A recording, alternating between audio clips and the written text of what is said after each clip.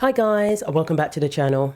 So female volleyball players in Santa Rosa have actually filed a Title IX complaint because there is a transgender person on the team and they are saying that this is a risk to their safety. So it's still going on in volleyball, it went on in track and field, just depends on the season. Every so often we see these transgender athletes, these male athletes, competing against females, women being forced to compete against male athletes. It's still going on, unfortunately. So it's 3 female volleyball players who have filed this Title IX complaint in Santa Rosa Junior College. This is Madison Shaw, Gracie Shaw, and Brielle Garley. So they're taking a stand against what they view as an injustice that affects their team, challenging state collegiate policies protecting transgender athletes. Policies that say that if you simply feel like a woman, you can play on the women's volleyball team. You can play in women's sports. Regardless of the safety risks, regardless of the issues surrounding fairness, regardless of the impact on the female athletes.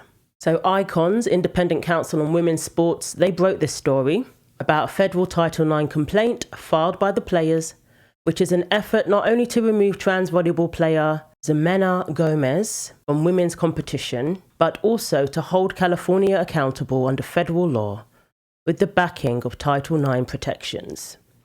So we're just seeing more and more people push back now in blue states because enough is enough of this. So Outkick have broken down this Title IX complaint. They're complaining about the policy that allows this in the first place. That is one of the main things that they are challenging. And they're also citing injury on the court.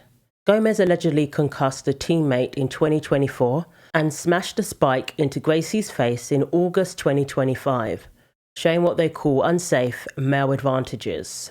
They also claim that they were benched for speaking out. So they're claiming the coach, Ali Safer, allegedly pulled their starting spots, slashed playtime and shut down team meetings after their protest, which I could see happening. It's not uncommon for these female athletes to end up getting punished simply for speaking out, simply for objecting, but not consenting to being on a team with a male player or competing against a male player. They're also citing the locker room situation. Locker room and loopholes. Gomez accessed the women's locker room. The 3C2A transgender policy allows males, after a year of hormone suppression with no limits, no checks, no disclosure. So if a male athlete has been on hormones for a year, apparently that turns him into a woman, and he's now allowed into the women's locker room, which includes the showers. This is without restrictions. And the female athletes are supposed to just be okay with that, are supposed to be perfectly comfortable with that. We're forcing girls to change in front of the opposite sex. As Emil Barham, who's championing that policy over at Temecula Valley, it came out of his mouth, an admission that they're forcing girls to change with students of the opposite sex. Parents and guardians can request a religious accommodation, opting their students out of locker rooms where they would have to undress in front of another student of the opposite biological sex. Of the opposite biological sex. Absolute lunacy. Forcing girls to change with men is absolutely unacceptable and has no place in what we call a civilized society. There is absolutely no place for that, no justification for that whatsoever. Even if someone claims to identify a certain way, they need to make their own arrangements and leave the girls out of it. If a boy came over from the boys' volleyball team and was found in that locker room, all hell would break loose. But of course, when it comes with a label, when it comes with an identity, the girls have to suddenly be okay with it.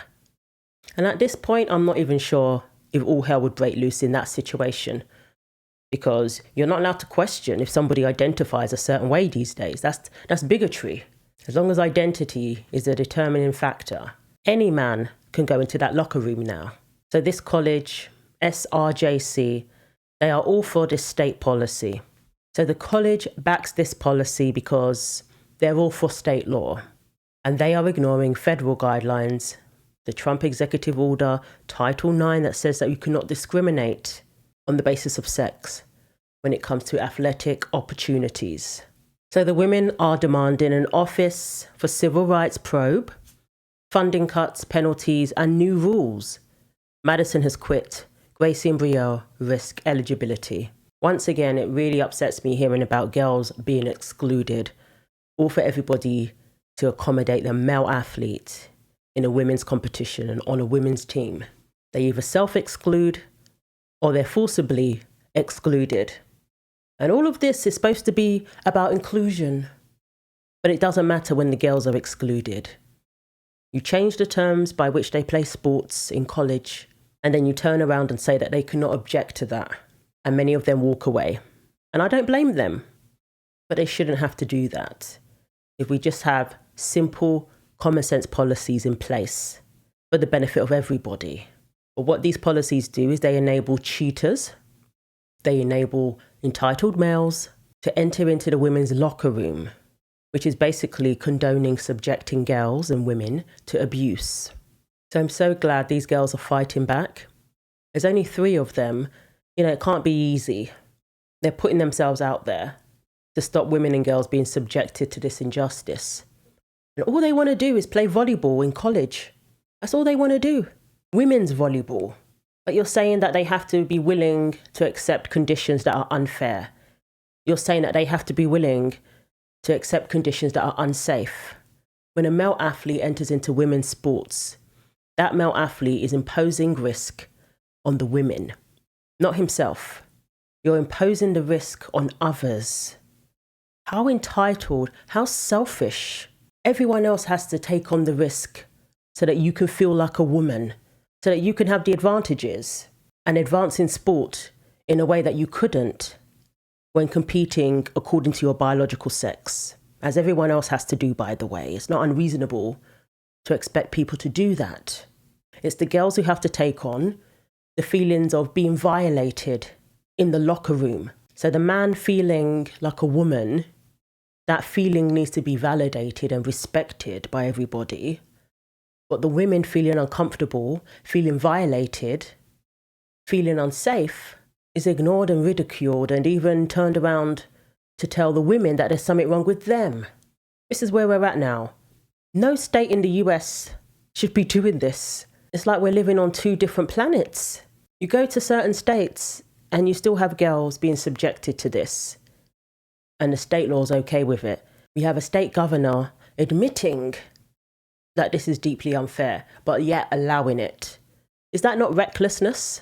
When you know that something is wrong and unsafe and unfair, if you do nothing, is that not negligence? A negligent state governor allowing girls to be put at risk. Yes, in volleyball, in certain sports, you do take on a risk. But when you're the same sex, when you're competing in the correct category, that risk is mitigated, that risk is reduced. But now these girls face severe injury by competing against a male athlete with a male body and clearly much bigger.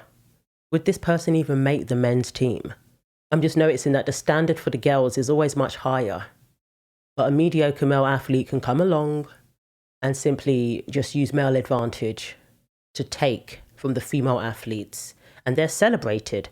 So Outkick obtained the following statement from Santa Rosa Junior College. And it said, SRJC is committed to fostering an inclusive and supportive environment for all students and employees. The district complies with California Community College Athletic Association regulations, which govern student eligibility and participation in our athletic programs. We respect the legal privacy rights of all students and cannot discuss individual circumstances. What we can confirm is that SRJC takes all reports seriously and responds through established procedures. So many contradictions, just hiding behind reckless policies.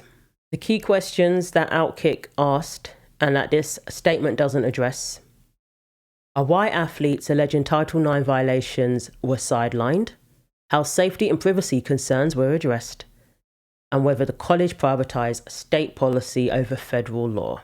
So the complaint has been filed with the US Department of Education's Office for Civil Rights. The complaint by the 3 volleyball players accuses SRJC and the California Community College Athletic Association of violating Title IX by allowing Gomez, born a male and still a male, to compete on the women's volleyball team. And William Bock, an attorney for Icons, issued the following statement in response to Santa Rosa's statement there. He said it's inexcusable that Santa Rosa Junior College will not provide an honest, substantive, or coherent response that owns up to many months in which SRJC has callously prioritised the selfish demand of a man to play on SRJC's women's varsity volleyball team, instead of protecting the safety, equal opportunities, and locker room privacy of its young women and volleyball players. It is not inclusive or supportive to help men to steal women's opportunities and trample women's rights in varsity sports. The truth is that Madison and Gracie Shaw and Brielle Garley are courageous young girls who have been willingly sacrificed by SRJC administrators to radical gender ideology and the selfish desires of a man. Madison, Gracie, and Brielle must now look to federal government to move swiftly to protect them and to hold SRJC and its administrators and the California Community College Athletic Association accountable for violating Title IX, discriminating against girls, and failing to protect the rights of girls in varsity junior college sports. SRJC and the California Community College Athletics Association made a conscious choice to discriminate against women and ignore federal law, and they must be held accountable. It is long past time to end the continuing egregious discrimination against women throughout the California scholastic sports system, including at Santa Rosa Junior College and all 112 California junior colleges with varsity athletics programs. Wow, he read them for filth. In 2024, Gomez spiked a ball that struck a teammate in the head during an SRJC practice session, causing a concussion that sidelined her for 2 weeks. On August 28, 2025, another spike by Gomez hit Gracie Shaw in the face during practice. The complaint notes that Gomez's spike moved at an unprecedented speed. No female athlete should be sidelined for 2 weeks due to interactions with a male athlete. That shouldn't even be happening. That should never be a situation that these girls are put in. They're made to feel like they're the ones who are the aggressors, they're the ones who are the bigots, like there's something wrong with them. And then they put this male athlete as being the vulnerable one. So everyone rallies around the male athlete and he becomes the priority. Gomez was permitted inside the locker room while teammates changed, though he did not undress in front of them. The players stated that the arrangement left them feeling exposed and uncomfortable. The women staged a protest in August during a tournament, sitting on the bench in uniform while Gomez played. Despite the controversy, Gomez has been prominently featured on the team's official Instagram account. It's a way for them to virtue signal. Oh, look what we've got. We've got a transgender athlete. Look how inclusive we are. Meanwhile, the women are on the bench. And on top of that, the college risks losing federal funding. So they're risking the resources that's available for their own students. They're risking that, all to allow male athletes like this one to compete in the wrong category. So the girls are calling for an immediate federal investigation, a ruling that the TPP violates Title IX, and they're calling for non-compliant colleges to have their federal funding suppressed, and for them to receive penalties for violating Title IX. They want new rules ensuring that only biological females, excluding trans men, compete on women's teams. These young female athletes have only been competing for 2 years, and this is what they have to deal with. If this college is going to continue to go down this path, it needs to face accountability. There needs to be repercussions. When all they have to do is make sure that everybody competes in the correct category. That is not an unreasonable request. So let me know what you think. Thanks for watching. Like, comment and subscribe. Take care of yourselves, and God willing, I will see you in the next video.